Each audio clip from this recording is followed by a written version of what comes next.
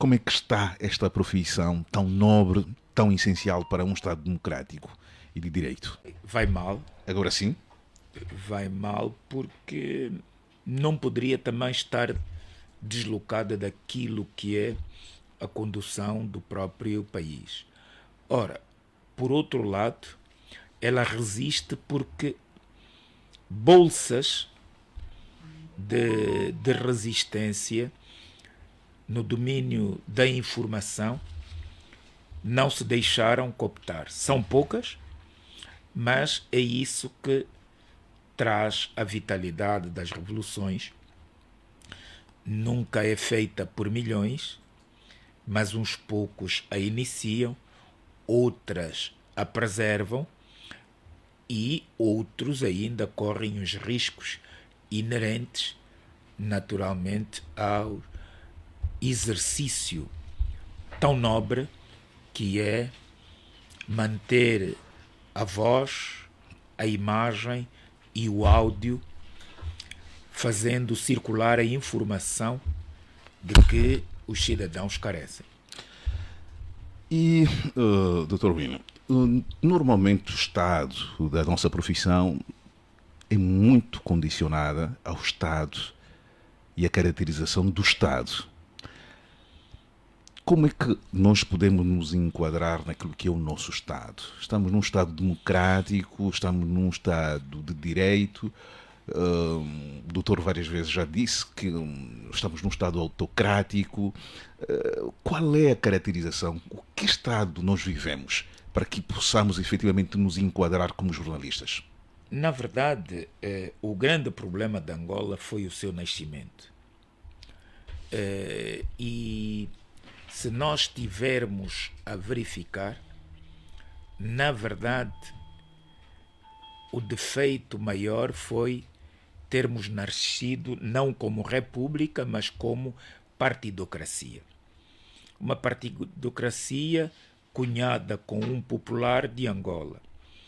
Porque a visão que temos de informação, a visão que temos de Estado, não é uma visão republicana, mas uma visão partidocrata. O que é que, para o MPLA, significa liberdade de imprensa? Ausência de pena de morte, justo processo legal. Portanto, estes elementos que fundam os Estados de direito e democrático, porque nós pensamos que poderíamos ter nascido como Estado de direito e democrático. No texto do MPLA está assim, na Constituição que o MPLA emprestou ao país, está que éramos um Estado de direito. Mas uma coisa é o texto, outro é a prática operandis. E a prática é totalmente distinta. Não havia pena de morte, cometeu-se o maior genocídio depois da Segunda Guerra Mundial.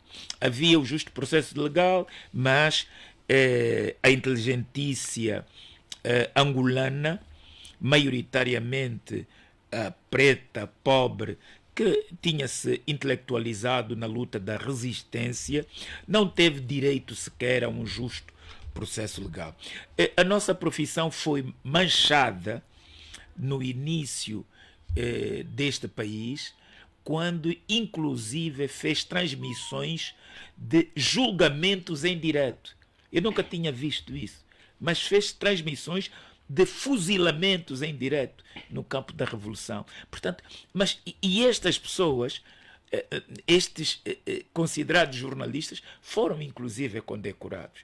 Portanto, mas isso é uma prática, porque todos os assassinos, é o país com mais assassinos condecorados e cunhados como heróis, com direito a Diário da República. Eu nunca, daquilo que já vi, o reconhecimento nas ditaduras é uma coisa, mas depois o reconhecimento textual de heróis numa vigência que se quer de Estado de Direito e Democrático, eu nunca tinha visto, nunca encontrei ainda semelhanças que vingam até hoje, que os assassinos são de facto condecorados em vez de questionados. Aqui estamos a olhar para a fase embrionária do nosso Estado. Começámos em 1975, se tivermos que estabelecer essa barreira. Passamos em 1991, a altura em que abriu-se o Estado para o multipartidarismo, a quebra do monopartidarismo, mas parece que os vícios herdados desse Estado monolítico, construído durante 16 anos, continuam a vincar nos dias de hoje. Por isso mesmo, é que fala do Estado, o nosso território, as nossas populações. O grande problema é que os atores políticos em 91 poderiam ter represtinado os acordos de Alvor para refundar, de facto, a República, que não tinha sido fundada. Portanto, porque nós temos uma partidocracia, porque, veja, o texto da lei constitucional do MPLA foi aprovada exclusivamente pelo Comitê Central e promulgada pelo presidente do MPLA. Nem foi o presidente da República, foi o presidente do MPLA. Então, como os acordos de Alvor reconheciam ab initio 3 movimentos de libertação como os dignos representantes do povo angolano, se houvesse magistratura intelectual, iria os dois atores da guerra apelar à participação da FNLA, repristinar-se-ia os acordos de Alvor, constituiriam eles o poder constituinte originário para eleger-se uma Assembleia Constituinte e então lançar os caboclos de uma república. Não se fez isso porque se pensou que, não, isso se resolve com um de nós ganhar. O comunismo está em baixa, em todo o mundo está a cair, e aqui também, com a abertura da imprensa, vai ser bastante. O que é que se fez? É que o lobo, por não ter comido galinha durante 3 dias, a UNITA pensou que ele era vegetariano e deixou-lhe como chefe do galinheiro. Portanto, é óbvio, como chefe do galinheiro, o lobo foi degolando todas as galinhas.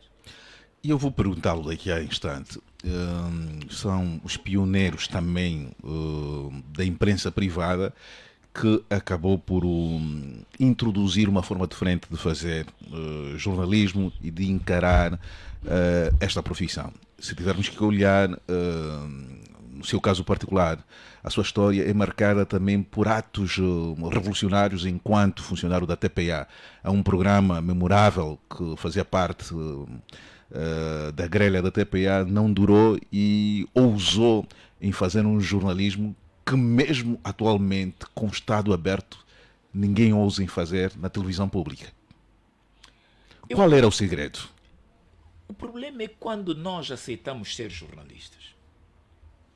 Está a ver? O que é o exercício de jornalismo? Não é se nós entrarmos compenetrados que no jornalismo se faz dinheiro, e temos muitos colegas milionários no jornalismo. Mas então, não ganhar o dinheiro com o jornalismo. Bom, eu não sei, porque se você ganha dinheiro com jornalismo e põe esse dinheiro ao serviço do jornalismo, você ainda é jornalista. Mas se você não faz isso e faz propaganda, já vamos chegar ali na propaganda e no jornalismo. Teca estudou na Namíbia e naturalmente há muita diferença entre o Estado namibiano e Angola. Nunca abraçou essa profissão como aquilo que lhe levou a abraçar a academia durante 4, 5 anos. Chegou em Angola, timidamente foi exercendo a profissão, nunca abraçou de forma efetiva. Pedroski sente-se traído pela sua própria escolha em vir para Angola e encontrar a realidade que encontrou? Muito obrigado, Horácio dos Reis.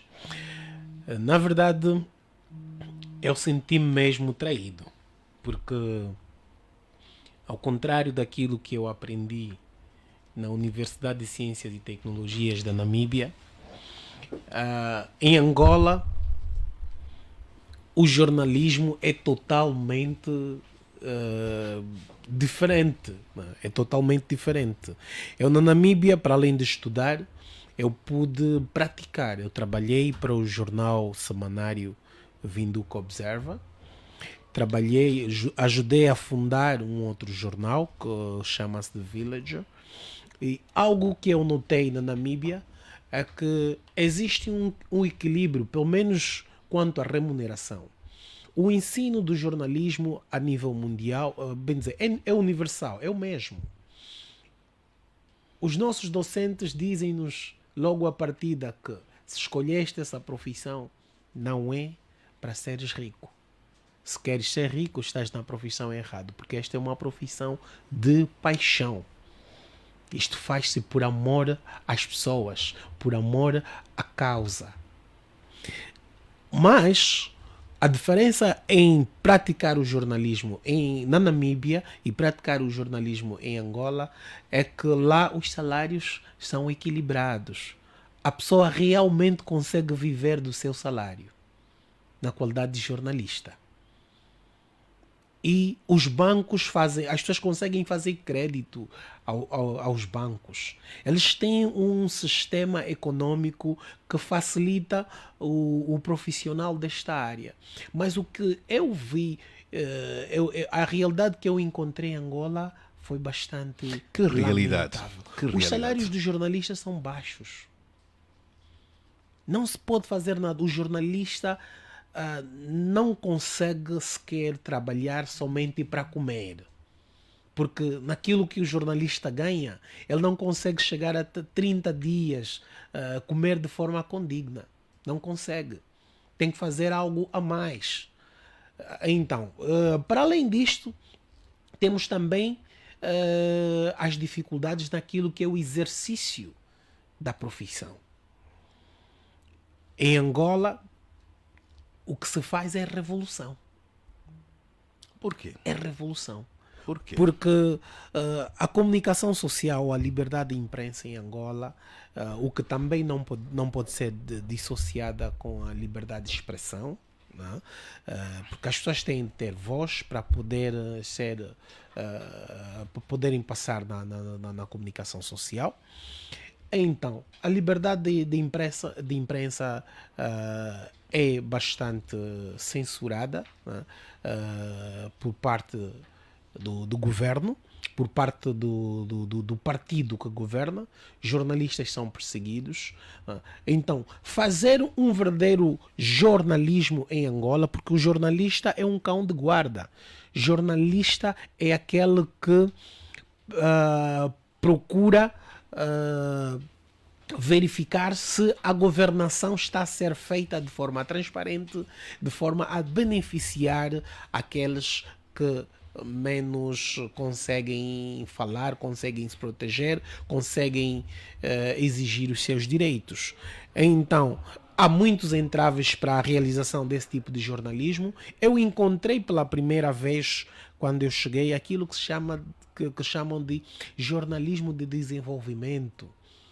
Eu perguntei se nós somos o quarto poder, né, que deveríamos criar um contrabalanço, um contrapeso. Por que é que temos que fazer um papel de assessores para promovermos as ações de quem a gente devia fiscalizar? Nós nos tornamos simplesmente em fiscais, em promotores ao invés de fiscais. A pergunta, e com base no que está a dizer, a pergunta que se impõe nessa altura: que jornalismo, essa pergunta é para os dois, que jornalismo é feito em Angola? Atualmente, que jornalismo é feito? Sabemos que os vícios vêm do passado, aqui a geração do Dr. William Toné não conseguiu transmitir isso à nova geração, foram carregados, e é quem diga que, por exemplo, na década de 90, os jornalistas eram, na sua maioria, pessoas ligadas aos serviços de segurança, ou seja, eram todos, aqui passa a expressão, eram todos bufos. E parece que não conseguimos nos livrar disso. A secreta penetrou até o tutano na nossa profissão. Em função disso, temos o jornalismo que temos. E reitero, que tipo de jornalismo nós estamos a fazer em função de todos os males que nós já sabemos que herdamos? Ainda continuamos a fazer jornalismo em Angola atualmente? Uma pergunta para os dois. Muito obrigado, mais velho William, por me passar a palavra. Na minha ótica, o jornalismo que se faz em Angola é, infelizmente, da defesa daquele que se tem perpetuado no poder por qualquer meio. E no outro lado existe um grupo pequeno que é diariamente combatido, né, e continua a lutar para manter acesa a chama daquilo que é o verdadeiro jornalismo.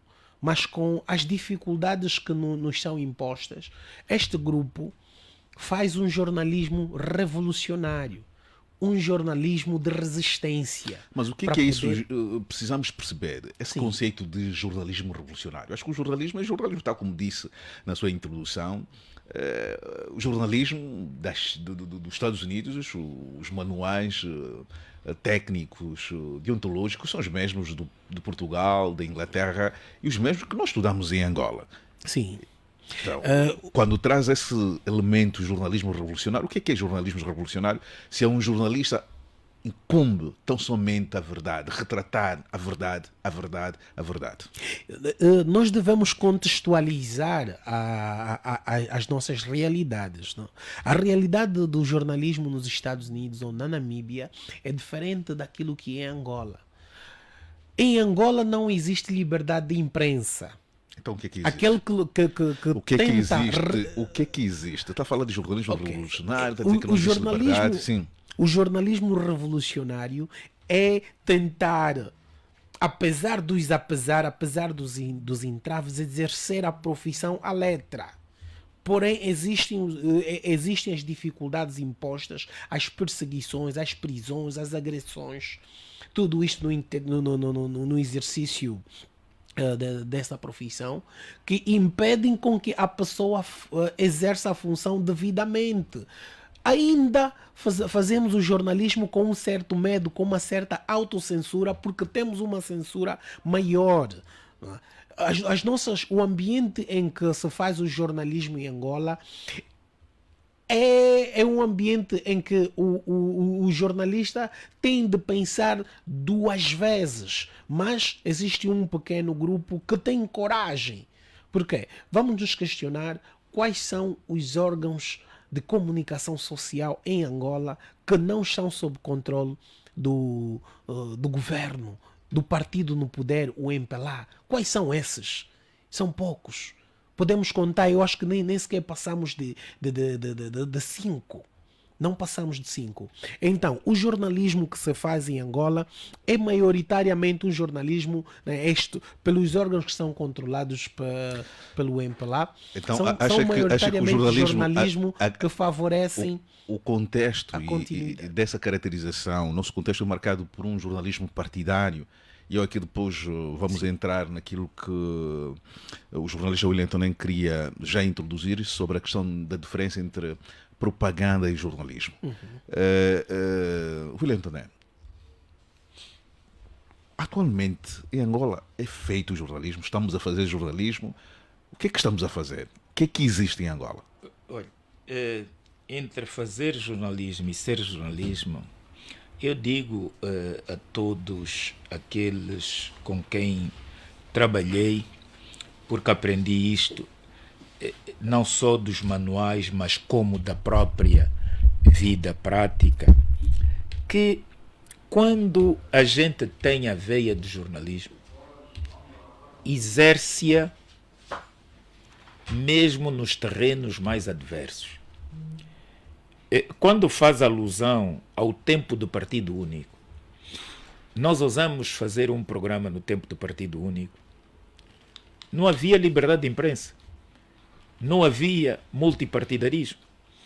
Tanto, e naquele tempo, nós fomos pioneiros em falar sobre corrupção, sobre má gestão, e estão aí nos arquivos. Eu tinha esta noção. Quando eu saí de Angola, por razões mesmo que o programa me levaram, eu encontrei um contexto não muito diferente em Portugal. Ainda havia também o controlo da comunicação social. Só havia a rádio estatal, a RDP e a RTP. Portanto, e eu criei uma rádio pirata. Em Portugal? Criei uma rádio pirata. Não teve consequência? É da resistência. E aqui depois nós temos os conceitos. Fazer-se jornalismo é este funcionalismo nos meios de comunicação social, ou é ser resistente, ou é ser irreverente, ou é escrutinar aqueles que estão no poder, como disse o Petrovski. A função do jornalista não é levar ao colo quem está no poder, é escrutinar o seu exercício. É esta a função do jornalista. E nós podemos, nos momentos e nas situações adversas, manter viva a chama da liberdade. Portanto, o jornalista é um guerrilheiro pela liberdade. É um guerrilheiro pelo bem-estar do coletivo. Ele é a voz daqueles que não têm voz e que você expande a voz da pessoa que interage consigo, no silêncio ou em viva voz. Portanto, nós somos isso. E veja que eu comecei, e quando eu criei a Rádio Pirata em Portugal, muita gente pensou, bom, este, como é preto, africano, vai meter música africana, vai falar sobre as questões africanas, da Angola, de Guiné. Eu não iria ser escutado. Mas já vamos eu entrar. Não queria ser escutado. Já vamos entrar nessa experiência que teve de usar de uma pátria que não é a sua em criar uma rádio pirata. Coragem essa que não tem atualmente. Por que não cria uma rádio pirata em Angola? Ou usar em desafiar os marcos estabelecidos pelo poder? O jornalismo não tem pátria. Não tem. Não, o jornalismo tem patrões que algemam os órgãos e manietam os profissionais. E quando os profissionais aceitam ser manietados, também são parte dessa cumplicidade. Acabam por ser porque cúmplices. há redações que você não tem uma pauta rígida de chegar. Epá, eu nesta redação faço assim, assim, tem que ser segunda, terça, quarta, quinta, sexta. Não tem este. Então, o grande problema é que, efetivamente, nós aqui, o que é que temos? Esta resistência de manter viva. Porque eu costumo dizer, nós não somos um órgão de comunicação comercial. Nós somos uma plataforma revolucionária de fazer comunicação social e de propagar as vozes que se indignam. Portanto, este é o Folha 8.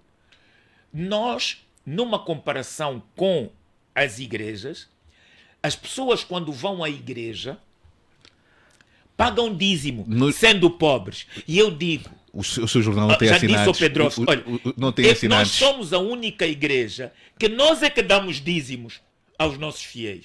Portanto, nós somos o inverso. Mas nós não recebemos dos nossos fiéis. Já vamos porque entrar... nós partilhamos o pouco que nós temos. William Doné, já vamos avaliar a questão dos órgãos. Ainda estamos aqui a ver o que é que os jornalistas fazem para depois entrarmos na realidade dos órgãos de comunicação social existentes em Angola. Sabemos que hoje, principalmente na capital do país, há uma série de rádios que surgiram de 2017 para cá e a mesma velocidade não é acompanhada fora da capital. Se tivermos que olhar para os dados estatísticos das rádios que surgiram fora de Luanda, estamos a olhar para a Rádio Cangonjo, na província do Cunene, estamos a olhar a Rádio Coquema, na província do Bié, estamos a olhar outras duas rádios que surgiram na província da Huila, que é a ISP, que é a Rádio Maranata, ou seja, há um crescimento. Mas pesa a publicidade, Horácio.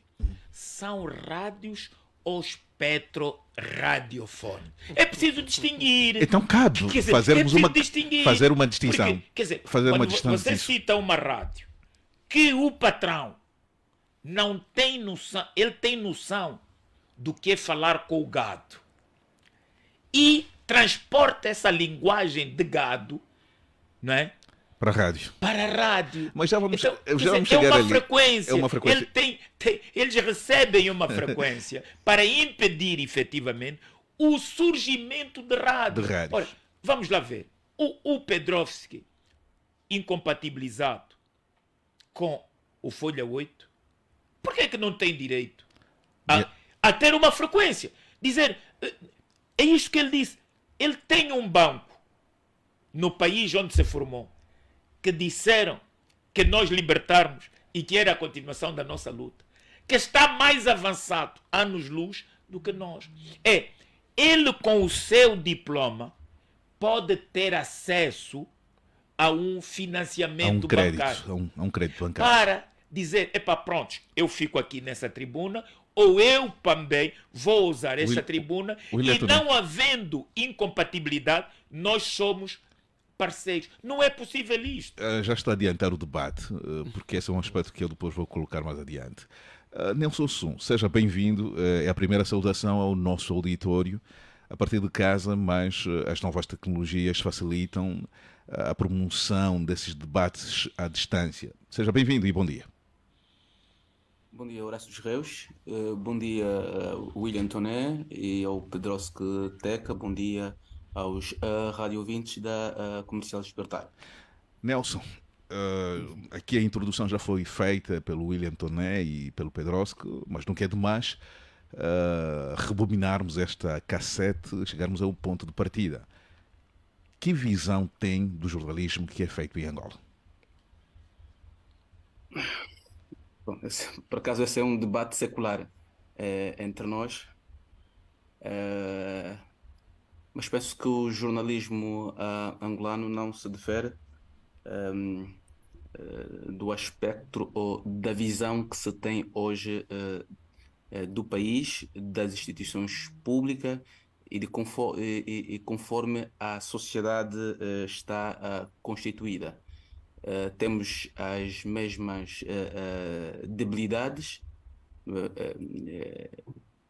Pronto, penso que se calhar no passado, em contexto diferente, se olharmos para aquilo que eram os semanários angolenses, o Folha 8, estou lembrado, logo no início da década de 2000, praticamente aos sábados, a Mutamba enchia de gente que queria ter acesso a estes jornais. Se calhar podemos não falar de qualidade, mas naquela altura eram de facto jornais muito perspicazes, que de facto traziam informações que as pessoas queriam ler. E por isso hoje estabeleço uma analogia de que não é verdade que os angolanos não gostam de ler. Talvez perderam a confiança nos mídias porque não têm trazido as informações de que a sociedade necessita. Hoje, o Nelson está no exterior do país, né? Não, ele está aqui. Está no interior? Está aqui em Luanda. Está cá mesmo? Não, eu pensei que estivesses fora. Porque a realidade não pode... É que dantes enchiam, hoje não esvaziam. Não podes descontextualizar que esta questão do enchimento teve depois um aprisionamento institucional. Se tu, como jornalista, tiveres a passar ao largo disto, estás a beneficiar o algoz. Porque quem quer seja o angolense e outros órgãos, primeiro tiveram uma pressão enorme para serem vendidos. Não resistiram. resistiram. Por quê? Porque eles não tinham uma plataforma independente que é uma gráfica. Nós não conseguimos. E o preço das gráficas é incompatível com uma regularidade na impressão. Porque o poder de compra também baixou. Ô Nelson, é que nós somos jornalistas. O poder de compra baixou e as gráficas, as poucas, o Jornal de Angola não aceita. O Jornal de Angola poderia publicar até os jornais da Namíbia, do Botsuana, diariamente tem capacidade. A gráfica tem essa capacidade. Tem essa capacidade. Depois tens a Damer, que também tens. Tens a Litotipo. Ninguém imprime jornais privados. Nós estamos a imprimir o jornal. Bom, e depois tens. Mas não tens o Expansão, não tens o novo jornal. Bom, isto é outra seara que não se coloca ao nível das verdadeiras outros, aqueles que são vistos como aqueles. Porque nós não temos possibilidade. Então também não podemos deslocar dessa realidade. Hoje, entre gastares, tu não tens uma gráfica que te imprime por jornal menos de 1000 kwanzas. Vais vender a quanto? E as pessoas com 30 mil euros vão fazer o quê? Compram jornal, compram pão. Depois, tu nas gráficas pagas a impressão e pagas o papel. Nelson, eu percebo. Eu gostaria que não visse superficialmente, sob a pena de teres uma visão de propagandista e não de jornalista. E não seria bom crucificarmos os outros colegas porque não baixou a qualidade. E quando se diz você baixa a qualidade, mas não baixa a tua ação enquanto profissional, porque és profissional. Tiraram-te o jornal, mas você está sempre ativo. Então, eu acho que não é por este caminho. Temos que ver o que é que levou a redução completa do semanário, do agora. Estes elementos não podem ser menosprezados. Sim, Nelson. Eu percebo aqui a visão espelhada pelo William Toné. Mas a questão da gráfica, hoje eu tenho o entendimento de que não é uma questão meramente política, é do contexto econômico do mercado. Mas a economia, Nelson, a economia é definida também pelo... Deixa que eu termine o raciocínio. Sim. Do mesmo modo que nós, os jornalistas, queixamos-nos dos preços elevadíssimos com a impressão de jornais e revistas, os empresários de outros setores também têm as suas queixas do contexto vivenciado por eles próprios. E não é que isto, do meu ponto de vista, tenhamos que olhar para questões políticas. A questão própria do mercado. Tudo é importado. E quando isto acontece, portanto, ele é empresário também, o dono da gráfica, o papel tem que buscar fora e toda a matéria-prima tem que buscar fora. Obviamente que ele vai fazer o preço. Mas Nelson, quem define a pauta de informação como um direito de formação em todo o país é o Estado. O papel, como forma de conhecimento, não é? Transcende o empresário, Nelson. Isso é básico. Nós aprendemos isso na escola. Portanto, o papel em todo o mundo é subvencionado. O papel liso, é o papel liso, porque ele vai servir para aumentar o conhecimento. Não faça isso, Nelson. Não ofenda o próprio jornalismo. Não sejas tu a fazer isso. Colega Nelson, eu tenho uma visão... não sei, com base na nossa pequena experiência, né? No jornal Folha 8, e acredito que também aconteceu com a publicação que dirigias, é que tivemos problemas políticos com as gráficas, né? onde acontece alguma coisa ou está a acontecer algo no país e a gente faz a reportagem sobre essa mesma situação, apercebendo-se de que a próxima edição sairá ou dará a voz ao que está a acontecer. Quantas vezes o partido no poder mandou as gráficas não imprimirem? Quantas vezes as gráficas não imprimiram por ordem superior? Inventaram coisas e coisas para poderem impedir esta liberdade de imprensa. Não, então para eu mim, não isso concordo. quanto a mim, Eu não quanto a mim concordo que é não debate, haja Pedroso. que não Portanto, haja estamos todos de acordo do que se passou e do que ainda se passa, não é? Isto, sim. quanto a mim, não é debate sobre interferência política nas gráficas, não é? E basta olharmos de quem são os proprietários Sim. das gráficas, mas essa é uma questão que eu sempre eu venho levantando. Repare, a mídia é dos setores que os proprietários, e direto ou indiretamente, são aqueles, pelo mundo, são empresários com uma tendência ou ligados a partidos políticos.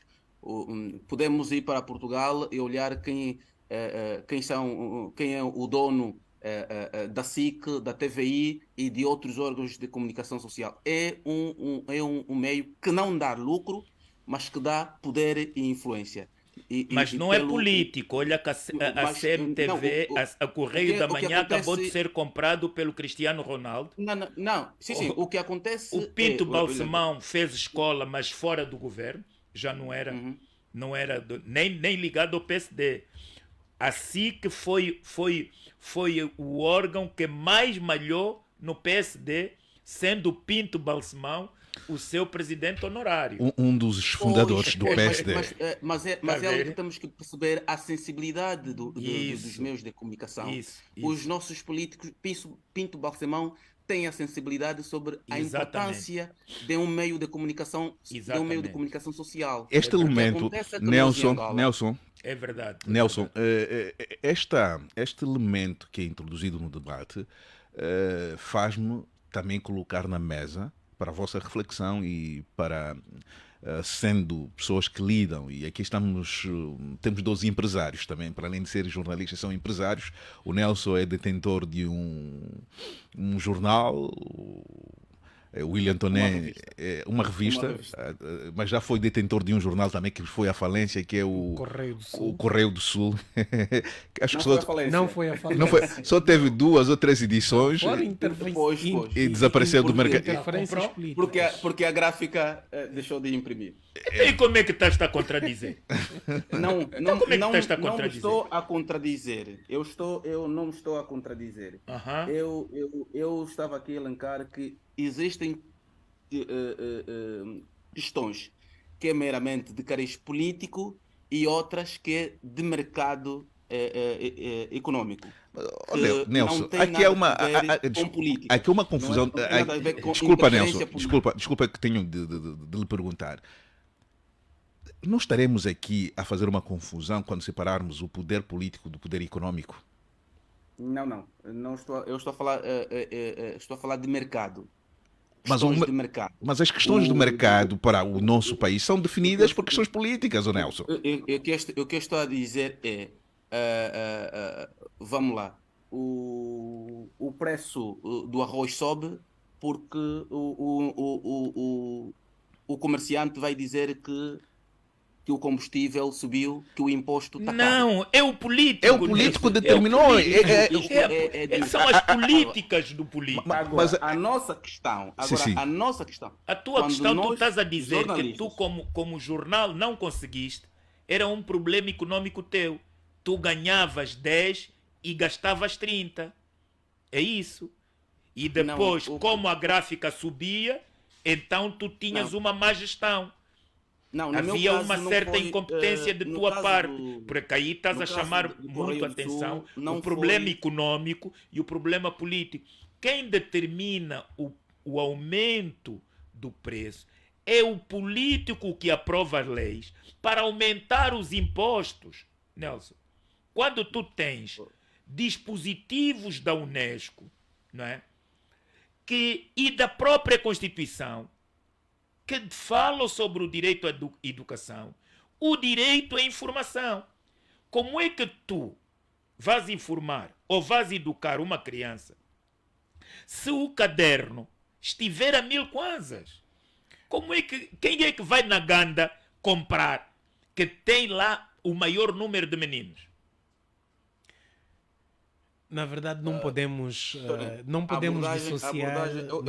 dissociar as situações políticas, as situações econômicas das decisões políticas. O que aconteceu com o Correio do Sul, né? Uma publicação do nosso colega e amigo Nelson Sul de Angola, foi mesmo por uma questão política, eu me lembro, né? Nós festejamos a capa, aquela próxima edição que vinha, que tinha como José Eduardo dos Santos a pior figura do ano. É. E a nossa surpresa, o nosso companheiro Nelson Sul de Angola comunicou-nos que, infelizmente, foi barrada na gráfica. E nós ficamos, mas não era a primeira vez nem a 10ª vez. Enquanto trabalhávamos no Folha 8, já tivemos várias vezes essa situação, né? É o regime ditatorial que temos, onde a liberdade da imprensa não está salvaguardada, né? E as coisas acontecem conforme o apresentador fez a introdução. Existem bófias em cada redação. Existem bófias nas gráficas.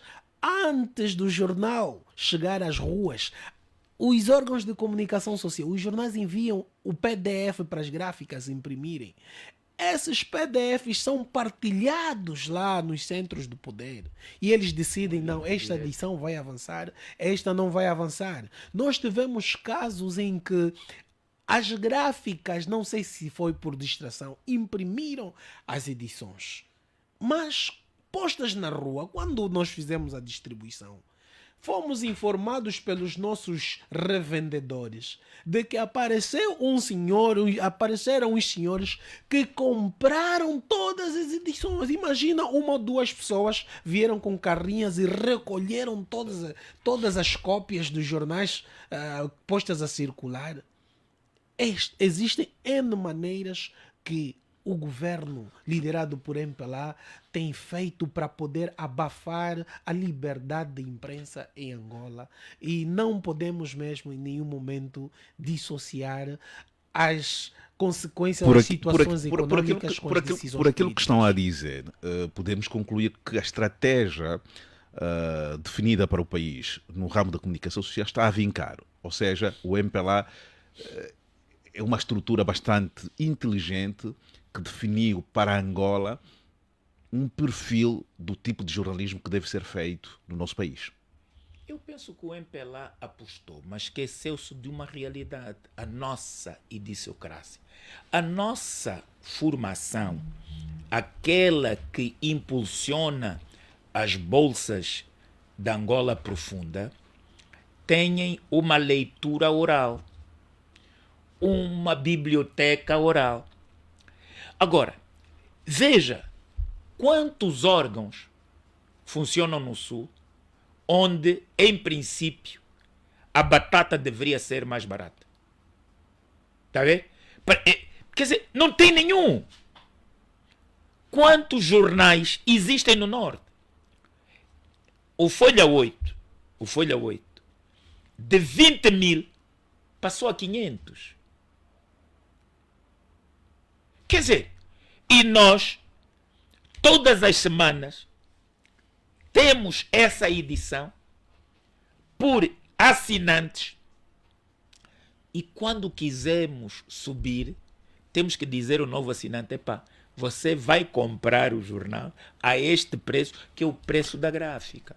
Aqui também há uma crítica que é feita diretamente ao seu jornal de fazer propaganda, de não ver outro lado da notícia. Ou seja, uma matéria pode ter valor de notícia, mas se esta matéria não é do interesse do William Toné, não passa no Folha 8. Folha 8 é um jornal de perseguição.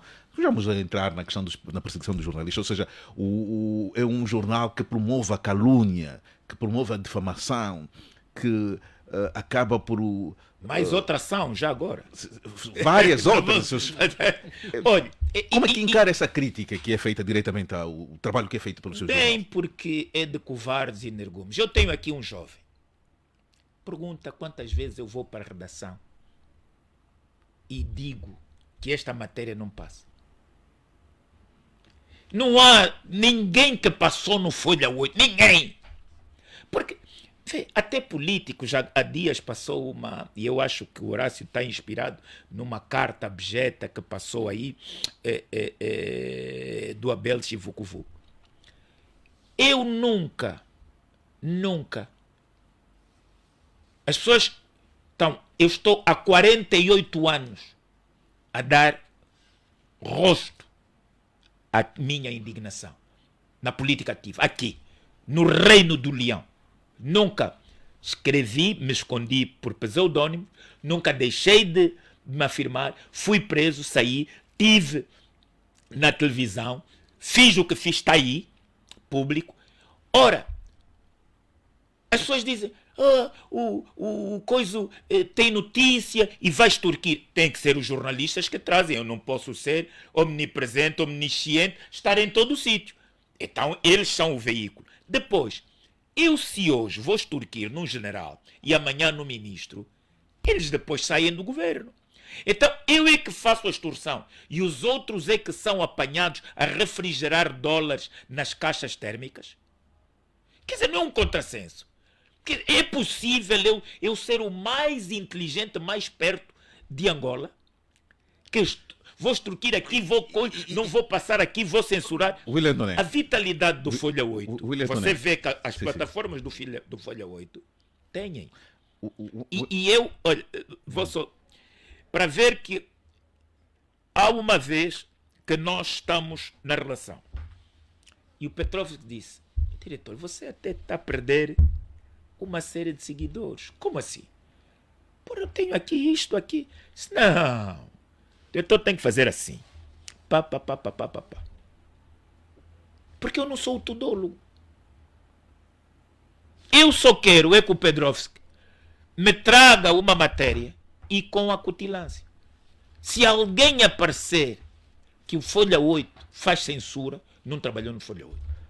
William Toné, aqui o elemento que foi aqui abordado, e claro, não longe daquilo que é a nossa realidade, que é o elemento económico.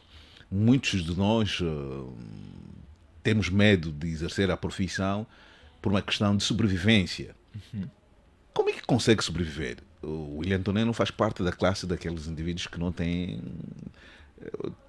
que não conseguem 3 refeições por dia. Conseguiu acumular o mínimo para viver com alguma dignidade.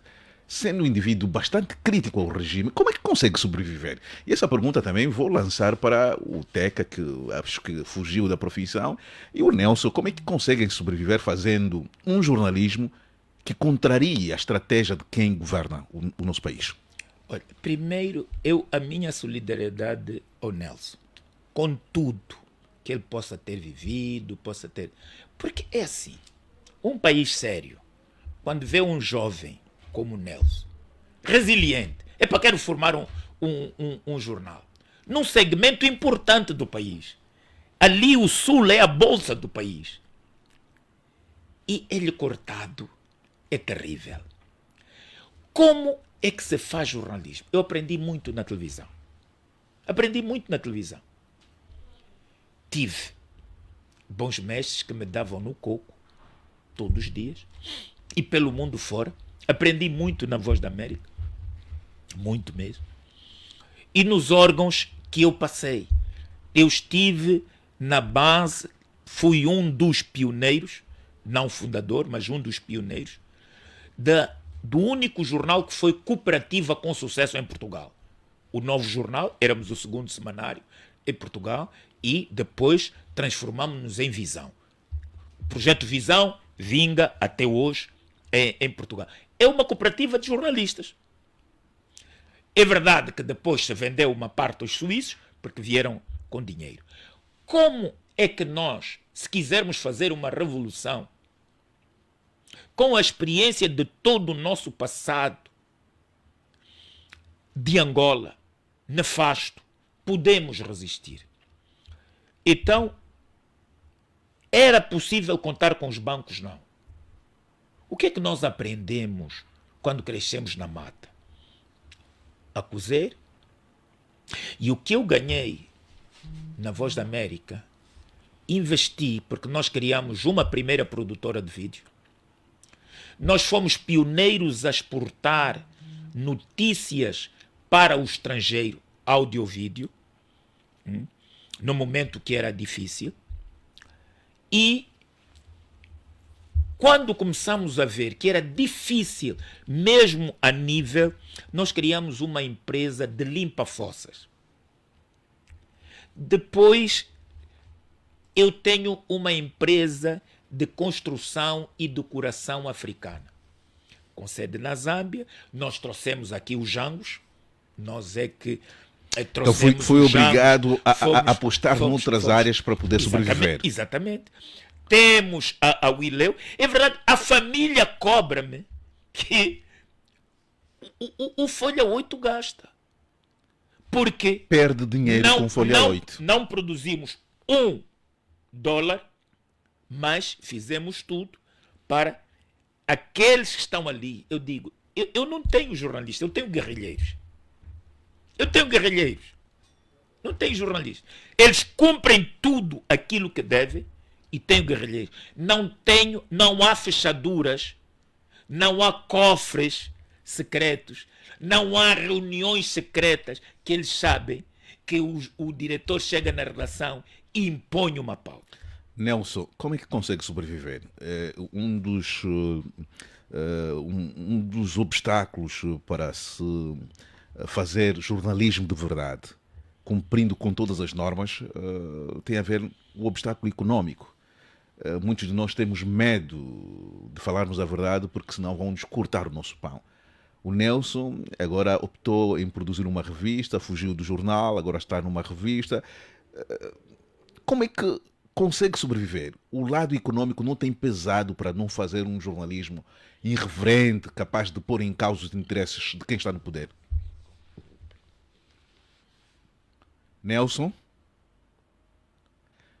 A mesma pergunta faço para o Pedroso, enquanto aguardamos pelo Nelson, que está do outro lado, não sei se não está com dificuldade de retornos. Pedroso fugiu do jornalismo, por razões económicas. Por razões económicas, infelizmente. Infelizmente, a última vez que eu exerci o jornalismo foi na qualidade de chefe de redação no jornal Folha 8. Isso foi há 3 anos, em 2020. Por razões económicas, ponto 1, e ponto 2, porque eu gosto muito de política, né? Sou mais conhecido por ser um ativista político, então eu quis me dedicar também a esta área, a incompatibilidade, né? O exercício da nossa profissão jornalística e o exercício da política. Então, a minha saída ao jornalismo deveu-se a esses dois fatores. Como é que eu sobrevivo? Eu sobrevivo porque, ao sair do Folha 8, eu criei uma empresa. Empresa de quê? Eu criei uma empresa. Não quero entrar em detalhes. Senão vai ser perseguida também. Senão vou ser perseguido. Não quero entrar. Eu opto em não entrar em detalhes.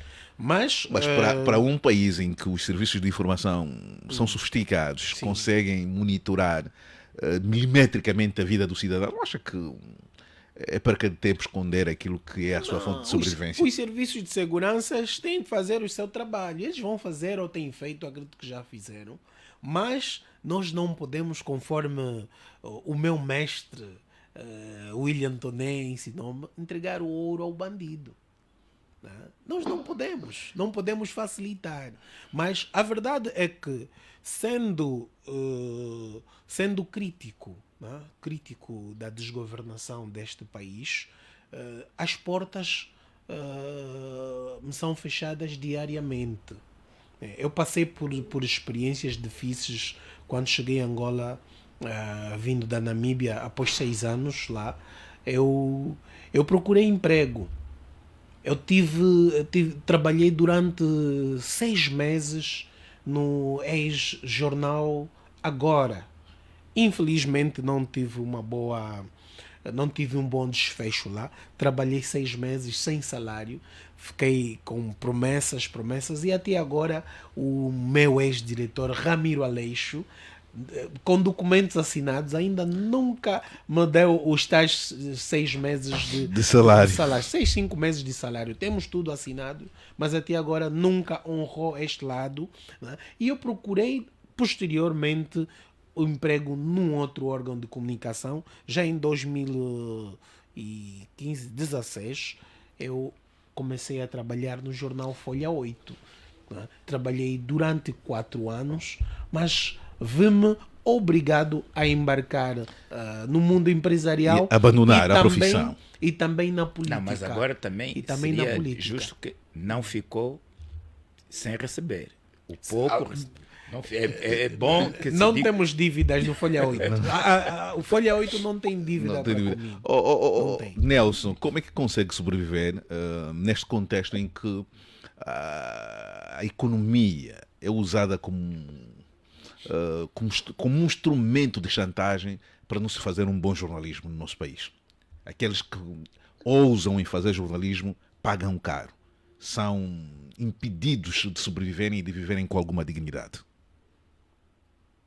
Pronto, eu sobrevivo.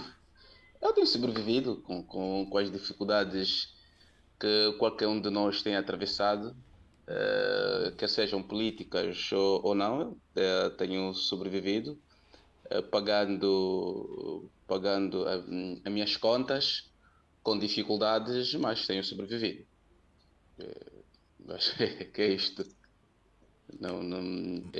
Tanto pelo jornalismo Mas como por outros trabalhos Nelson, que eu vou fazer de Nelson consultoria. vai fazendo o- consultoria. O Nelson agora continua sul de trabalho- Angola ou já é norte de Angola? Não, ele agora é norte de Angola, fugiu de Benguela, abandonou Benguela. Ele é um imigrante, ele não anda. Ô Nelson, então... agora és norte de Angola. Nelson, norte de Angola. É norte de Angola. Seja bem-vindo ao Norte. Norte de Angola.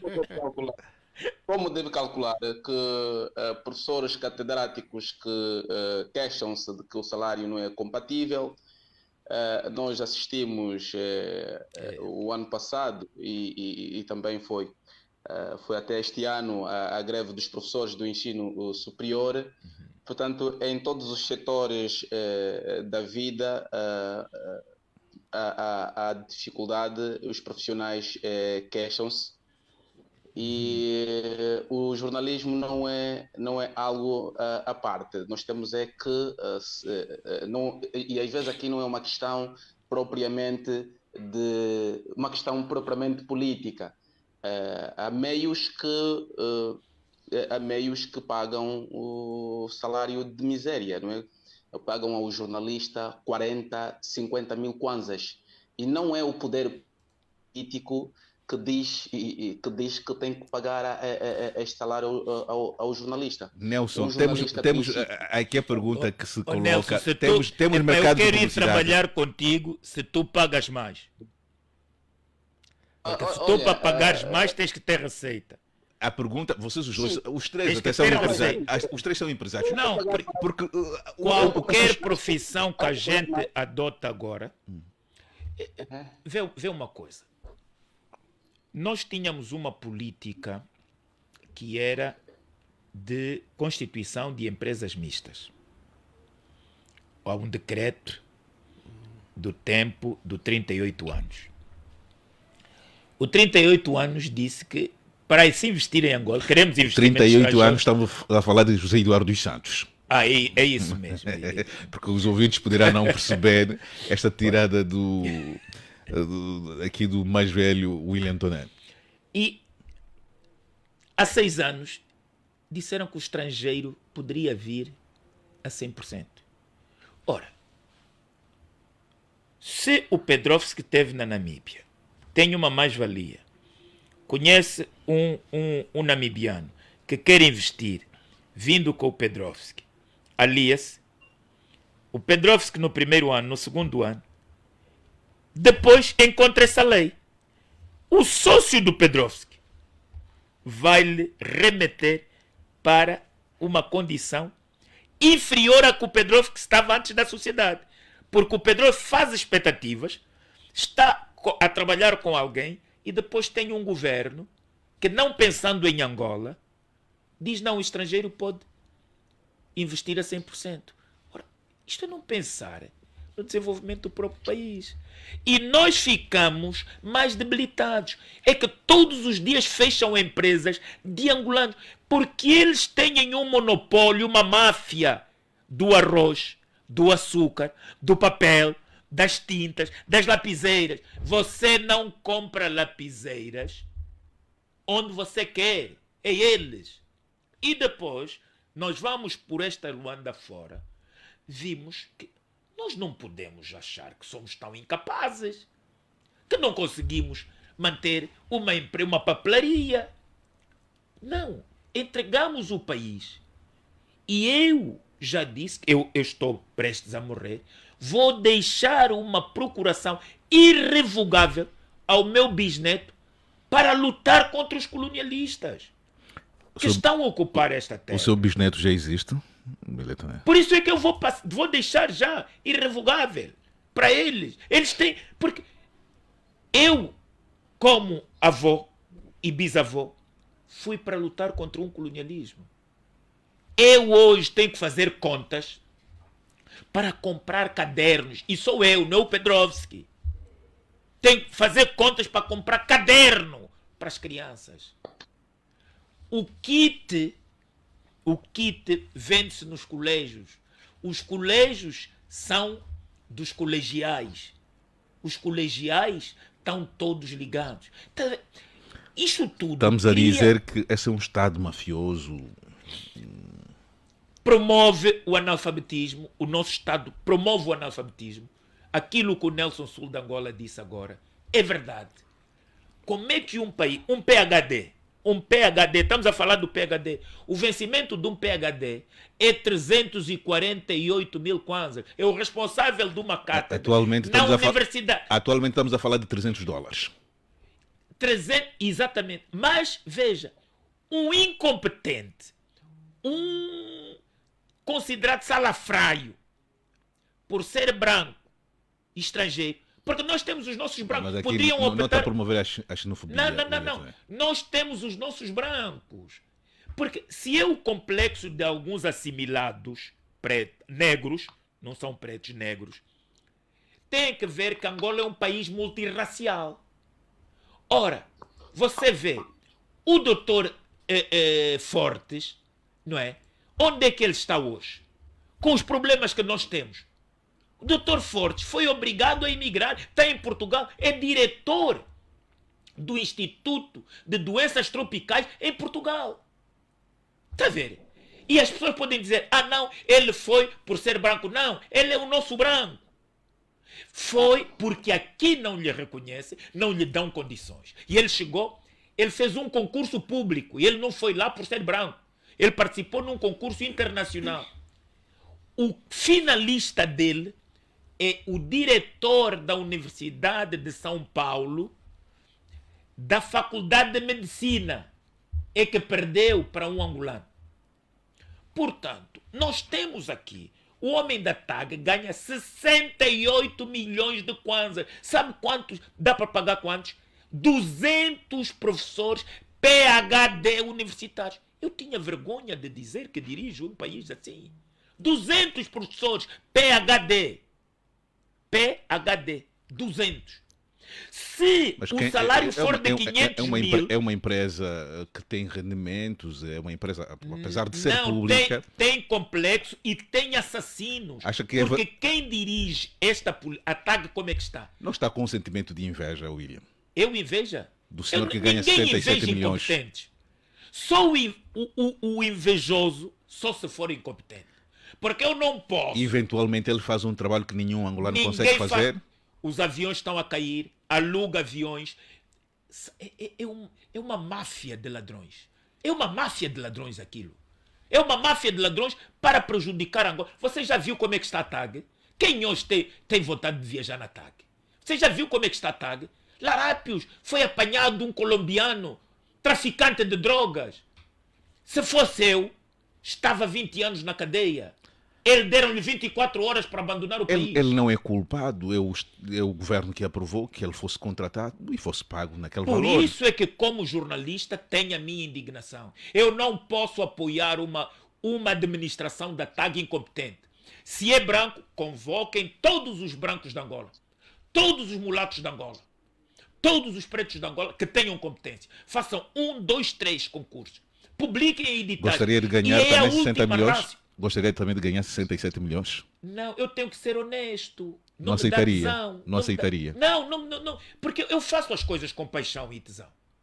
Porque é a tesão de ver feito alguma coisa. Em todos os contextos. Está a chover, eu estou a trabalhar. Eu durmo no meu serviço só falta e dizer, sou diretor. William, só falta dizer que a culpa dele estar a ganhar 67 milhões é do presidente João Lourenço. Bom, só falta dizer isso. é a única empresa pública que o Conselho de Administração é nomeado pelo Presidente da República.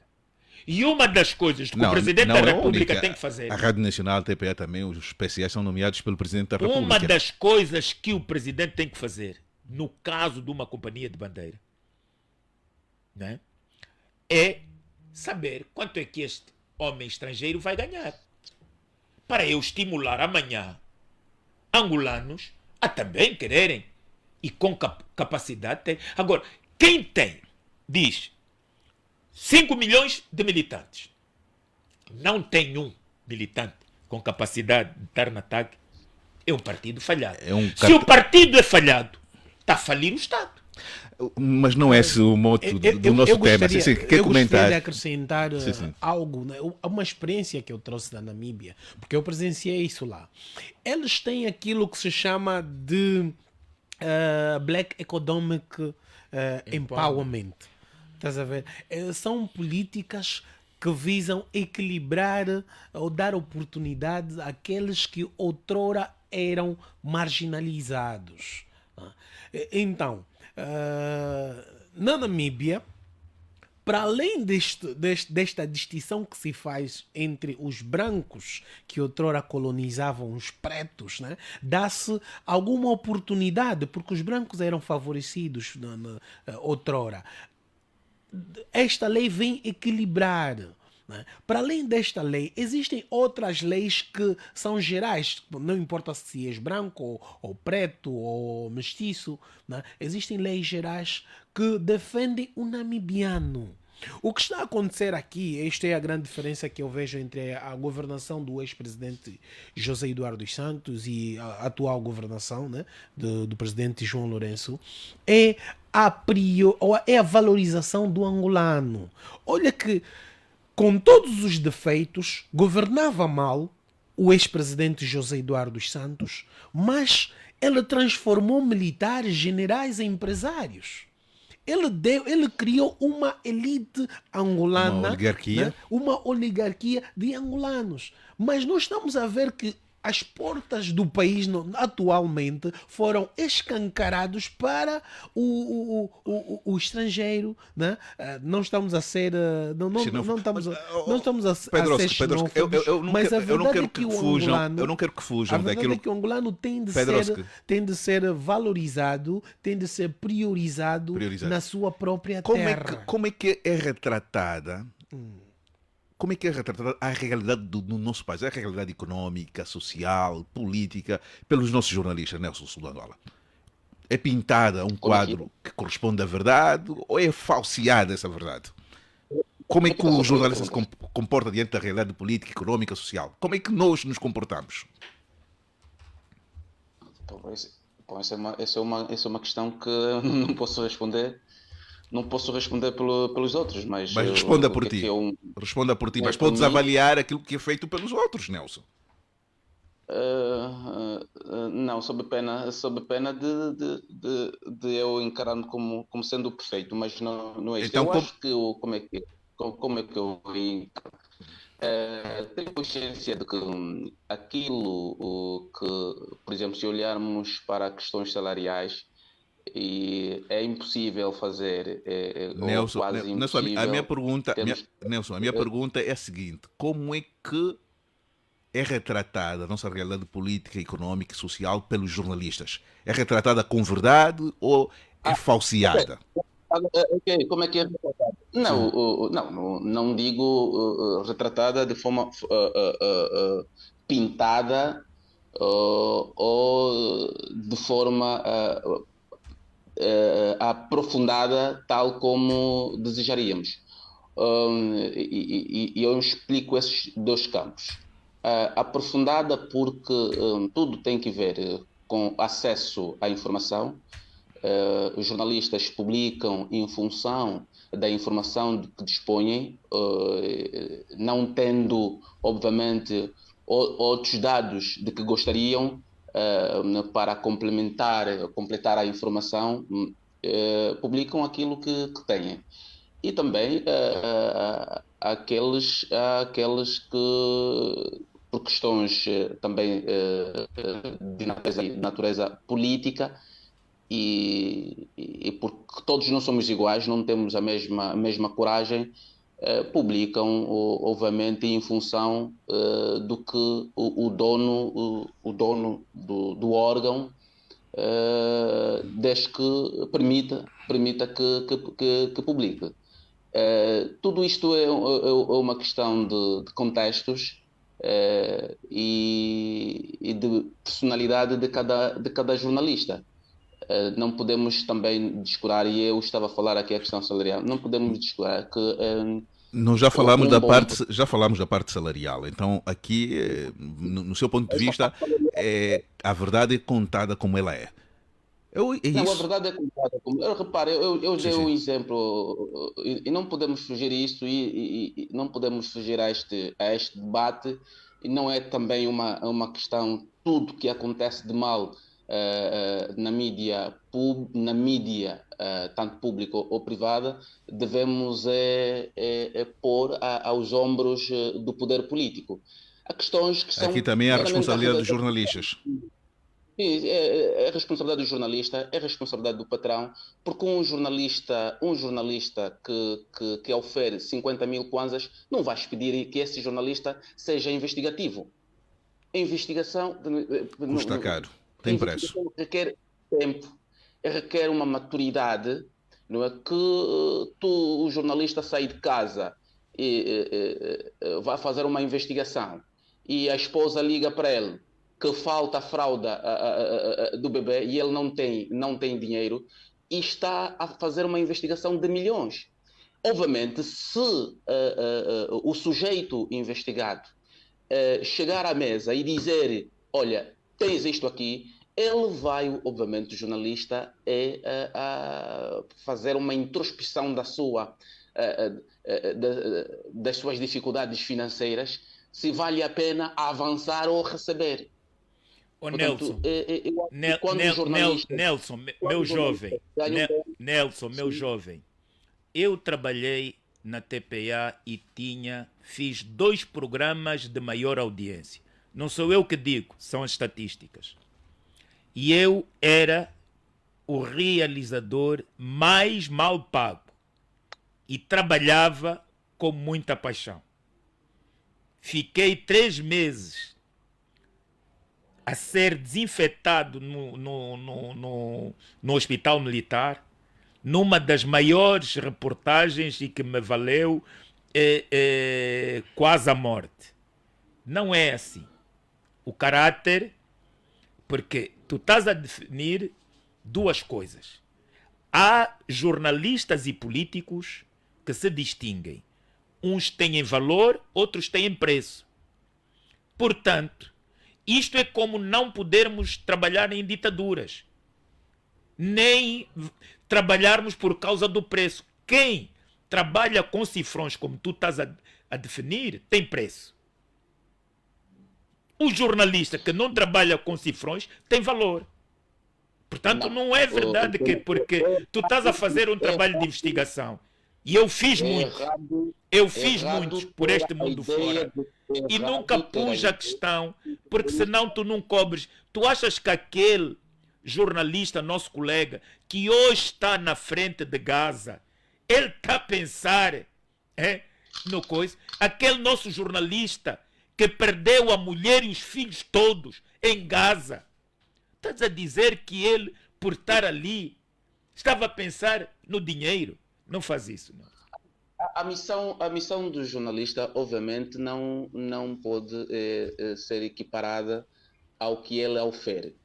Portanto, se fosse para isto, eu penso que o mundo não teria jornalista. Eu vou afunilar. Estás-nos a dizer isso. Nelson. Pensar. Sim. Sim. Nelson, eu vou afunilar essa abordagem, porque a pergunta é direta. Como é que avaliam o trabalho que é feito, o retrato que é feito pelo jornalista das várias realidades do nosso país? Para depois chegarmos então na questão da perseguição, se esse trabalho que é feito tem resultado ou não na perseguição. Temos aqui um dos campeões com mais processos nos tribunais, William Toné, uma experiência, acho que daqui a pouco vai entrar no Guinness Book de ser o jornalista com mais processos em tribunal. Então, eu quero que, como é que é retratada? Tem havido coragem na abordagem de forma desapaixonada, tal como nos recomenda a ciência, em que os factos devem ser retratados com objetividade, sem subjetividade? Tem havido essa coragem? Ou então o que é feito é propaganda? Porque quando a realidade é pintada de uma outra cor, estamos a fazer propaganda. O que se faz em Angola é jornalismo ou propaganda? Dito de outra forma. Não, vamos lá ver. Precisamos colocar, analisar as duas coisas, e eu insisto nisso. A Rádio Despertar é tida por muitos como a rádio que de facto retrata a realidade da sociedade, da população e também política. Mas a Rádio Despertar não se isenta também de críticas de que é um órgão partidário, que aconteçam as coisas no MPLA, a Rádio Despertar retrata. Acontecem as coisas na UNITA, a Rádio Despertar não retrata. Não podemos fugir disso. E o mesmo acontece com a rádio pública. Nelson, desculpa, deixa-me só lhe interromper. Desculpa. Se um jornalista do seu nível compara a Despertar e a rádio pública, estamos ferrados. A Rádio Despertar é um... Não, desculpa, Nelson. Não, desculpa que eu... Não, desculpa, não. Eu percebo. Não, mas não pode fazer situações que não podem ser comparadas. O órgão público é sustentado pelo teu e meu dinheiro. E a Rádio Despertar não é sustentada pelo teu e meu dinheiro. É uma empresa privada, Nelson. Desculpe. Não, quanto a isso, não faça comparações. Você, se quiser comparar... Desculpa, Nelson, desculpa, eu vou ajudar. Se quiser comparar a Rádio Despertar, pode comparar com a LAC, pode comparar com a Rádio Morena em Benguela, pode comparar com a Rádio 2000 na Huila, mas não compara a Rádio Despertar com a Rádio Nacional. A Rádio Nacional é de todos nós, enquanto esses são entes privados. Ali, pelo menos, estamos conversados. Eu acho que quando um mal começa a disseminar alguma inverdade, eu tenho de interromper. Não é verdade que você quer comparar a Rádio Nacional e a Rádio Despertar, Nelson. Aqui queres promover aquilo que muita gente quer induzir na apreciação que o trabalho que é feito pelos jornalistas, como a verdade que é retratada pela Rádio Despertar não deixa de ser verdade quando é retratada pela rádio, por exemplo, Folha 8. Verdade é verdade. E a objetividade, ela é clara na ciência da comunicação. Então não podemos dizer que uma verdade pode até ter alguma razão em dizer que, eventualmente, os assuntos que afetam a oposição, mais concretamente a UNITA, podem não ter espaço aqui na Rádio Despertar, mas o mesmo não se pode dizer, e na comparação que está a tentar inocular com a Rádio Nacional. Mas pode concluir. Só não vou dar espaço que o Nelson, que desculpe, promova aqui uma interpretação que pode induzir as pessoas a pensarem de forma diferente. Porque erradamente, e aqui devo aqui não sou na qualidade de diretor dessa estação emissora, erradamente as pessoas querem comparar a Rádio Despertar com a Rádio Nacional de Angola. Isso é a maior injustiça intelectual que qualquer um de nós pode cometer, Nelson. Eu percebo, e aí tocaste muito bem. Sim, sim. Não estás a tentar corrigir-me, estás a defender-se. Não, mas estou a defender é a reposição da verdade, Nelson. Não pode caracterizar um órgão privado com um órgão público, desculpa. O que fica patente é o serviço público de jornalismo. Sim, sim. Não há aqui uma barreira entre órgãos que são sustentados com o dinheiro dos contribuintes e órgãos privados. O serviço público de jornalismo é único. O rigor que se pede à rádio pública pede-se a toda a rádio privada. Que se pede ao jornal público pede-se a todo órgão impresso privado. Portanto, não se pode dizer quanto a isso estamos de acordo. Quanto a isso, não podemos. Eu concordo com o Nelson. Quanto a isso estamos de acordo. Mas há algo que para mim é muito interessante temos um espelho brasileiro, temos um espelho americano. Temos alguns espelhos aqui quando quisermos fazer um comparado. A responsabilidade pública dos jornalistas ela é igual, independentemente dos órgãos. Todavia aqui, para quem já trabalhou na redação, eu não sei se isso acontece com o Folha 8, alguém que vai falar, portanto, dos interesses do Folha 8, se vai passar no Folha 8. Ou seja, há um princípio ético, até moral. Eu, por exemplo, eu trabalhei vamos lá, fui funcionário da Rádio Eclésia, fui funcionário da Rádio Morena, e eu não acredito, por exemplo, numa Rádio Eclésia, que é uma rádio da igreja, alguém vai falar mal do Papa.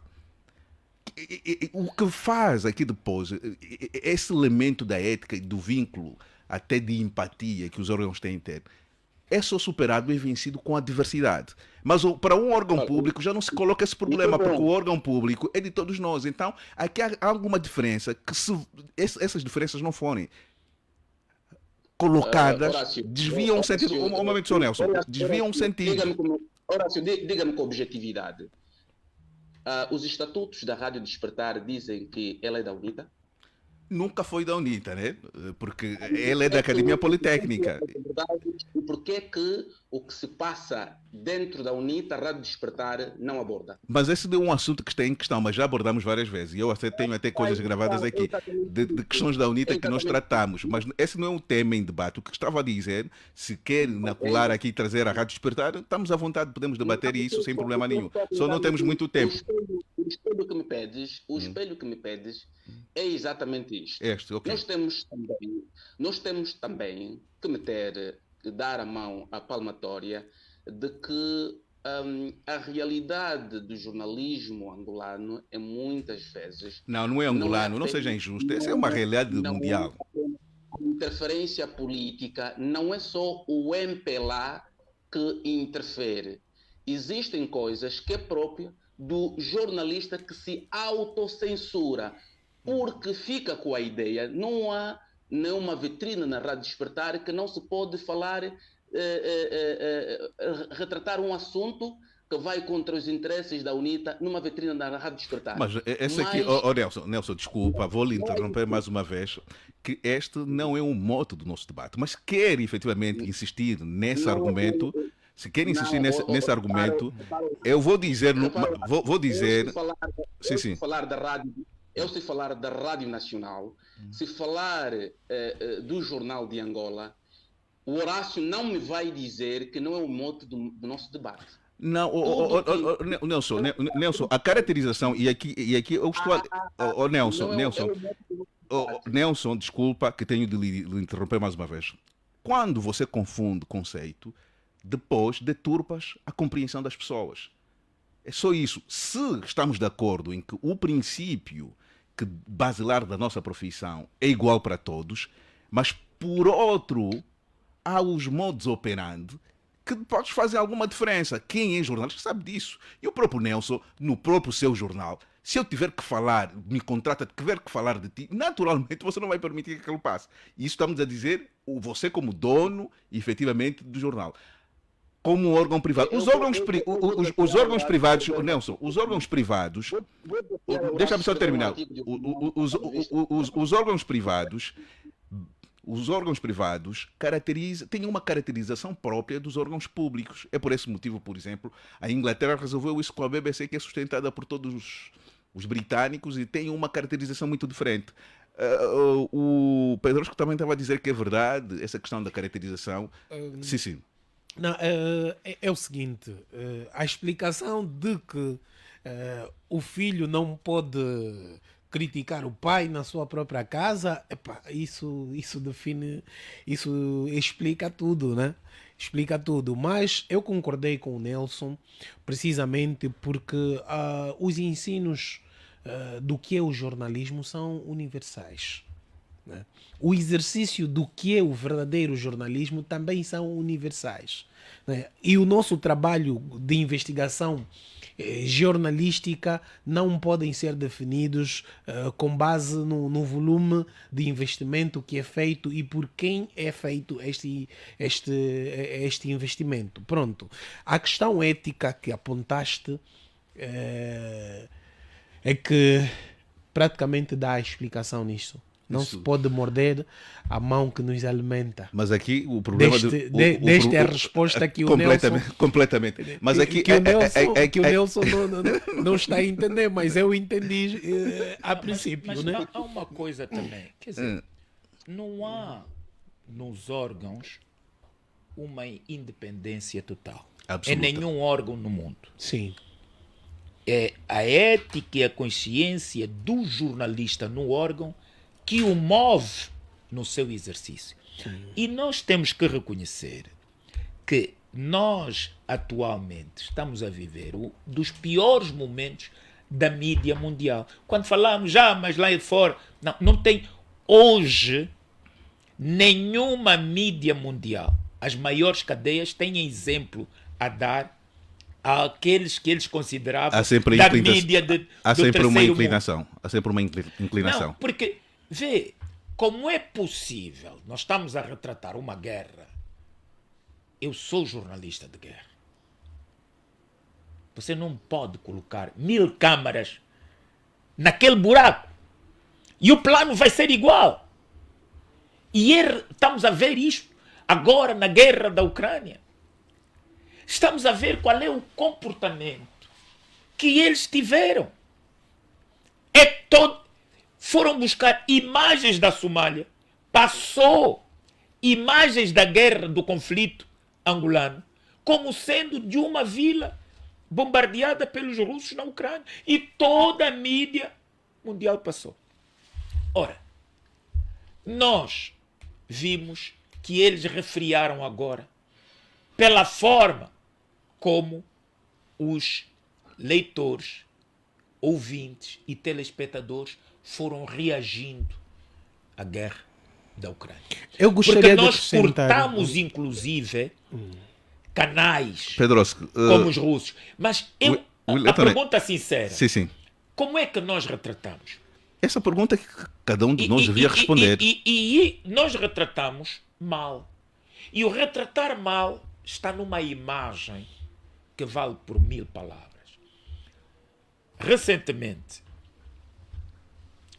e não é por ser uma pessoa que eu estimo, o Adalberto Costa Júnior. Mas o Adalberto tem uma coisa que ouve, tem os seus problemas também, às vezes, de ouvir mais e ouvir menos, mas ouve. E ele teve um ato que não era compaginável não ser abordado, porque ele rompeu uma forma de comunicar.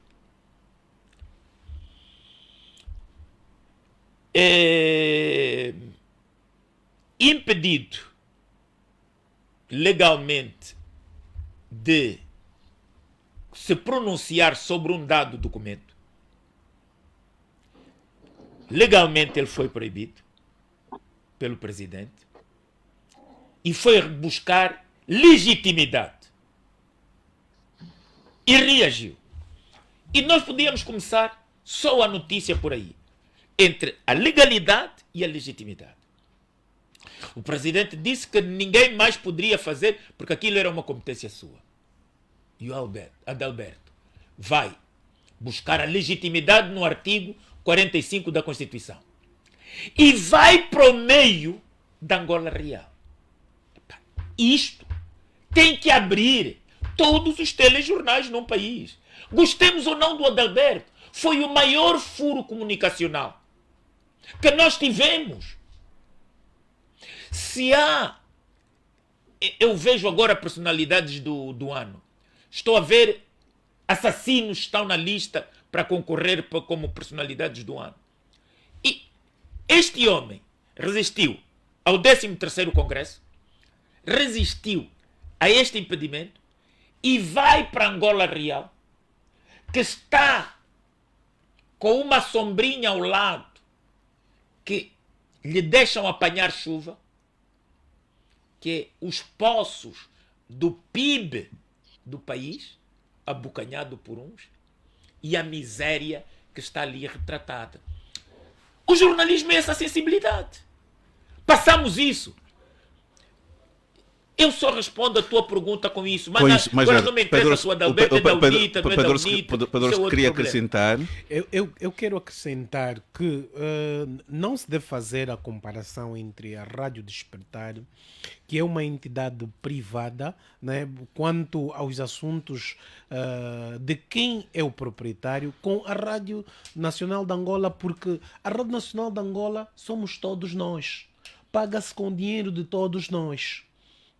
Não deve favorecer alguém, não deve favorecer o MPLA, mas a Rádio Despertar tem dono. Não seria ético nós pedirmos que a Rádio Despertar critique o seu dono, não seria ético, né? Então, nós devemos sim, o povo angolano, devemos sim exigir que a Rádio Nacional de Angola, a TPA, agora a TV Zimbo e os outros que estão sob alçadas do Estado e recebem o dinheiro do Orçamento Geral do Estado, que façam um jornalismo sério, um jornalismo sem favorecer o MPLA, porque não é o MPLA que paga o jornal de Angola. Pedro, vou começar de Angola. Vou começar por ti, porque já estamos a terminar. Já estamos a terminar. É a questão da judicialização da nossa profissão. Okay. Hoje, os artigos são criminalizados. Dá medo ser jornalista nesse contexto? Comece por ti. Dá muito medo. Dá muito medo ser jornalista, porque nós temos... a situação do país agravou-se bastante. Não só para os jornalistas, mas também para os críticos e opositores. Temos muitos jovens ativistas a abandonarem o país.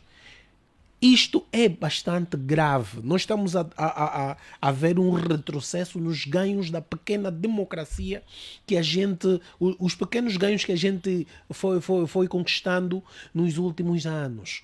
Nós, por exemplo, no dia 16 de setembro, foram detidos pela Polícia Nacional na tentativa de organizar uma manifestação que visava repudiar as medidas contra a circulação dos mototaxistas em Luanda. Foram detidos 8 jovens ativistas, dos quais um jovem jornalista. 4 deles foram condenados a 2 anos e 5 meses de prisão. Mas havia um jornalista entre eles que também, no exercício da sua função, foi levado, foi detido e foi julgado. Acha que o poder tem dificuldade de lidar com jornalistas ousados que retratam aquilo que não convém? O poder tem sim dificuldade. Vamos na gênese disso, neste tempo atual, nesta governação atual do presidente João Lourenço. Levou-se para a esfera do Estado, né, posso dizer que nacionalizou-se, né? Recuperou-se os ativos conforme estavam sendo caracterizados. Né? A TV Zimbo, por exemplo, é um dos órgãos que passou pela alçada do Estado. Muitas outras empresas de outros ramos também sofreram o mesmo procedimento e foram privatizadas. Conclui isso como uma perseguição? Mas a diferença entre os órgãos de comunicação social que foram confiscados pelo Estado e outras empresas é que nenhum órgão de comunicação social que foi alçado do Estado foi privatizado. Mas o né? ministro já anunciou que vai ser reprivatizado. A TV Zimbo. É um processo. E o William Toné até já manifestou interesse também de concorrer para a compra da TV Zimbo. É um processo, desculpa só, é um Sim. processo que se duvida por causa da força dos órgãos de comunicação social. Há essa tendência de se matar a pluralidade, a diversidade dos órgãos de comunicação social, da liberdade de imprensa em Angola. Né? O que estamos a ter aqui, estamos a regredir, estamos a ter aqui uma comunicação partidarizada, excessivamente partidarizada. Nelson, acha que a nossa profissão foi judicializada? Hoje, quem o usar em criticar, seja lá quem for, corre o risco de ser detido e condenado a 12 ou 4 anos de prisão?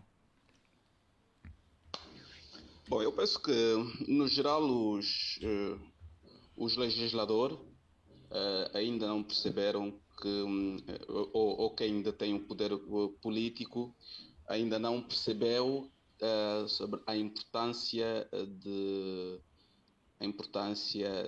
de um órgão, a importância da informação. Aquilo que a Constituição consagra, que todos têm o direito à informação e serem informados. Não percebeu o papel da mídia, como também não percebeu ainda o que é isto de direitos humanos, né? Coisas que deveriam, e o Teixeira Cândido já há bastante tempo vem falando nisso, sobre a desjudicialização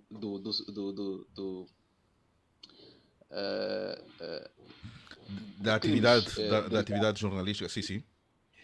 Atividade jornalística, porque pronto, o que deveria acontecer é que um crime, digamos assim, de calúnia, enfim, através de escritos, não poderia provocar a privação da liberdade do jornalista. Pode, e como isso já está plasmado, pode eventualmente provocar que a própria comissão da carteira ética retire a carteira ao profissional. Mas temos que olhar também a questão numa outra vertente, é a da responsabilidade do próprio profissional. Porque eu, honestamente, não fico satisfeito e há demasiados órgãos neste país, sobretudo sites de jornalistas, colegas que a gente conhece, que todos nós conhecemos, que aquilo que publicam não é nada mais senão calúnias.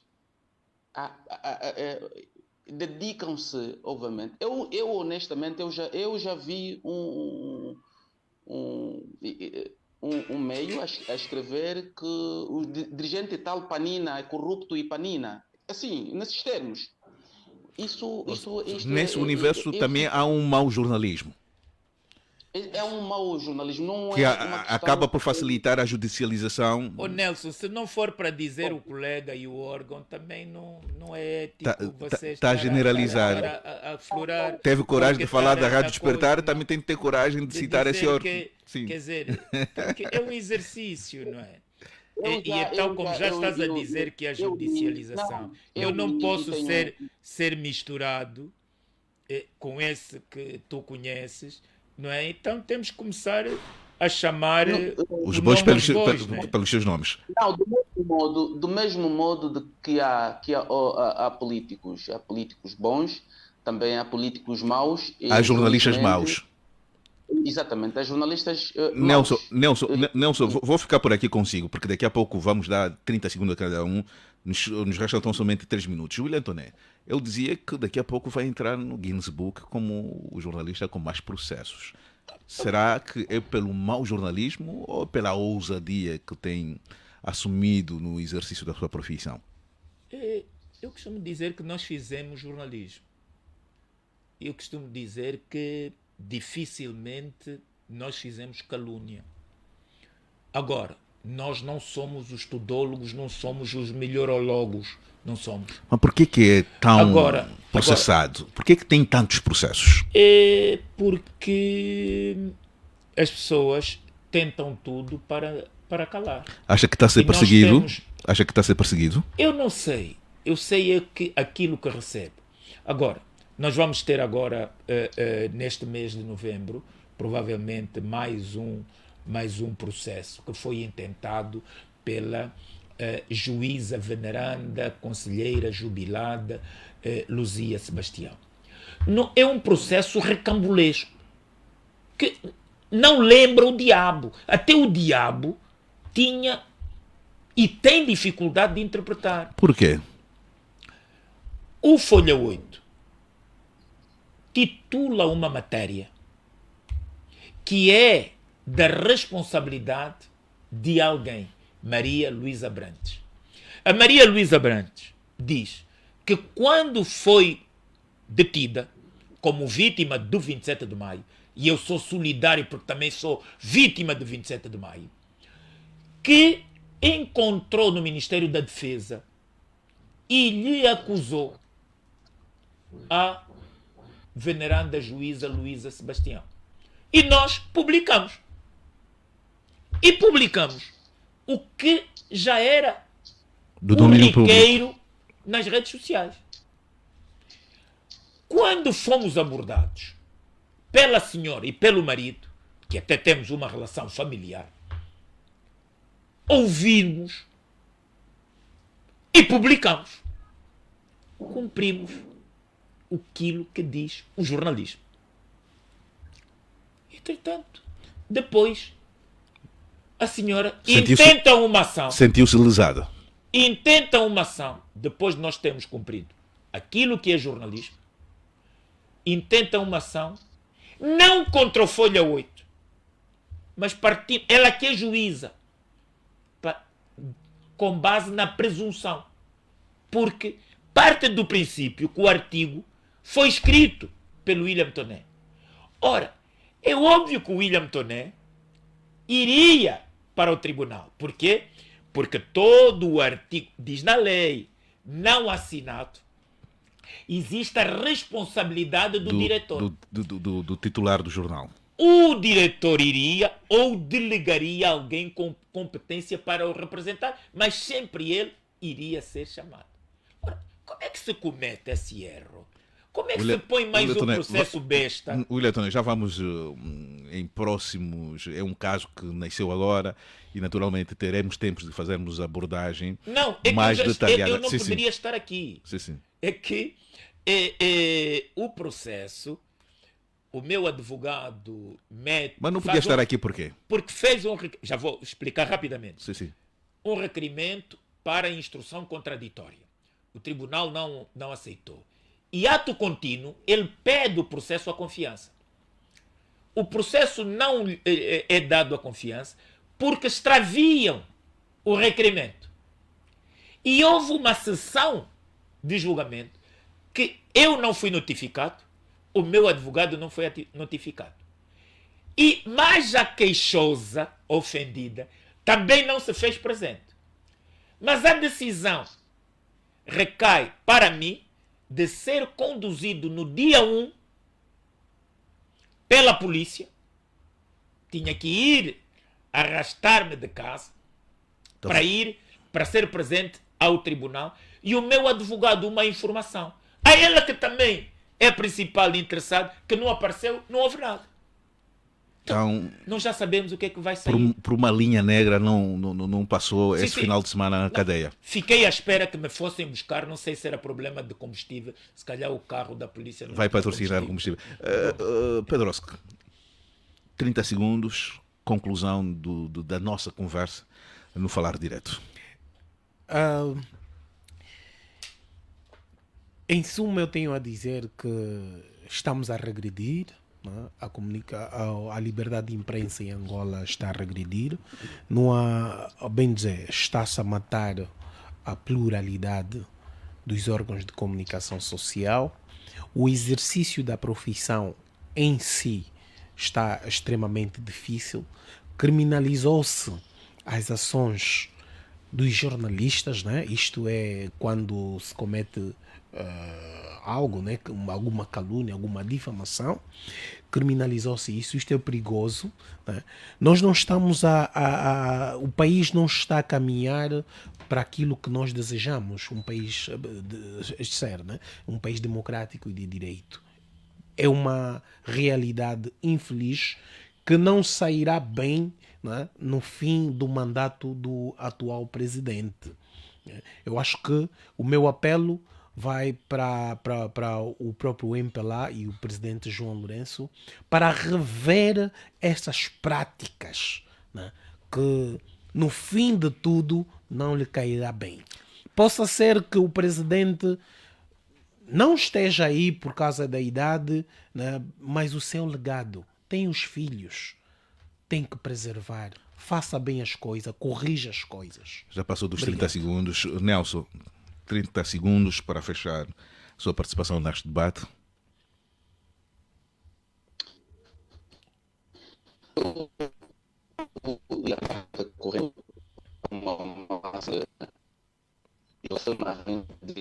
Nelson, o seu sinal de internet. Nelson, o seu sinal está a chegar com algumas dificuldades. Agora, Nelson? Está melhor? Agora está melhor, sim. Consegue ouvir?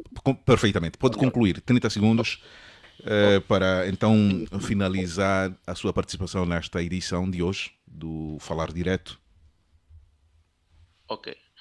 Estava eu a dizer, recordando uma frase dita por Joseph-Marie de Maistre no século XVII, quando dizia que toda nação tem o governo que merece. Isso para refletir de que este país continuará a ser o que é se a sociedade no seu todo não tiver uma participação política ativa, não exigir dos seus governantes, não é, o cumprimento das leis e, sobretudo, daquilo que se promete em períodos eleitorais.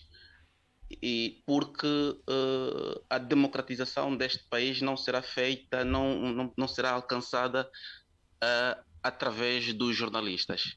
Tem de ser toda a sociedade a participar e todos os setores da vida econômica e política a cumprirem com as suas tarefas.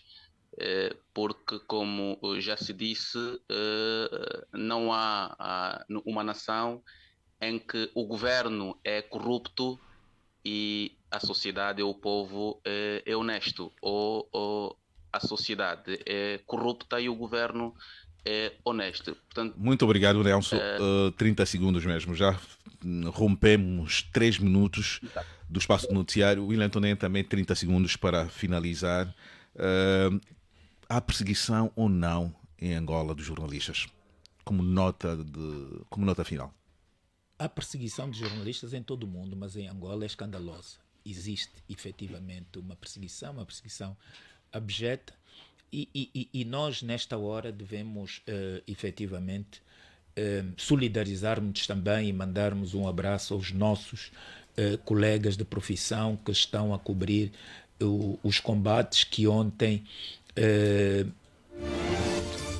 por sorte não perdemos uma série de colegas na faixa de Gaza quando a sua viatura foi atingida. Portanto, para vermos que o risco da nossa profissão continua, mas a paixão supera efetivamente os riscos, a necessidade e o compromisso de informarmos. Há uma colega que viabilizou que nós ficássemos com a informação permanente a toda hora, a partir do Egito, fornecendo cartões virtuais para os telefones, para os jornalistas, privilegiando os jornalistas para poderem relatar-nos esta barbárie que Israel está a cometer na faixa de Gaza, tirando o direito. E para já, nós estamos numa revolução do conceito, já para terminar, nós chamamos terroristas o Hamas. O Hamas não é um movimento terrorista, porque a UNITA foi terrorista pelos colonialistas, o MPLA foi terrorista pelos colonialistas. Portanto, o Hamas é um movimento insurgente. Por quê? Porque ele reivindica a posse da terra. É isso que os angolanos...